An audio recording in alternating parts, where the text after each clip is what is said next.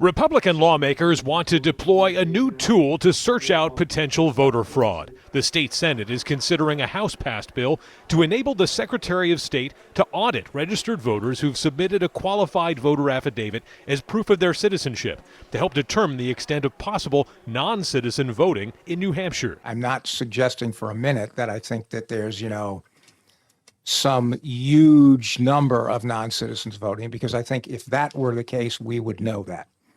But in terms of what is the extent of potential non-citizens voting, I think we don't know that. Voting rights groups say the issue is not widespread and the limited number of cases that do occur are identified and prosecuted.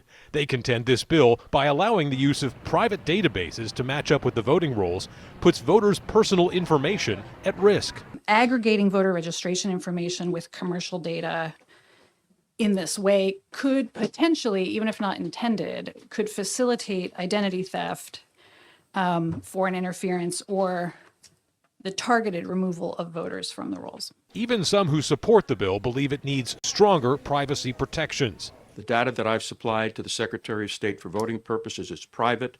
He can use it for various purposes, but it should not become the possession of someone else. In today's hearing, the Secretary of State addressed concerns that this legislation could lead to him sharing voter registration data that has previously been closely guarded by his office. All we're trying to do is verify the citizenship qualification of the voter.